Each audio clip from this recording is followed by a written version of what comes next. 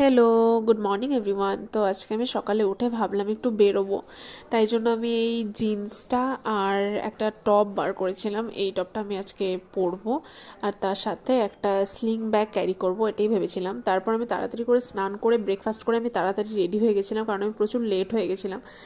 আর আমি মেকআপটা করেই নিয়েছিলাম আর লিপ লাইনারটা লাগিয়ে নিয়েছিলাম, বাট লিপস্টিকটা আমি তোমাদের সাথে শেয়ার করবো জন্য দেখাচ্ছিলাম যে এটা একটা মার্সের ম্যাট লিপস্টিক 04 শেডের। এটা আমার খুবই ফেভারিট একটা লিপস্টিক, আর আমার যেহেতু পিগমেন্টেড লিপস, এই লিপস্টিকটা আমার সাথে খুবই যায়।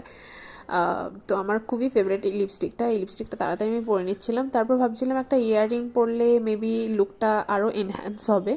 তো ইয়াররিং আমি এই একটা ইয়াররিং খুঁজে পেয়েছিলাম, আই থিঙ্ক এটার সাথে আমার ভালোই যাচ্ছে এই আউটফিটটার সাথে।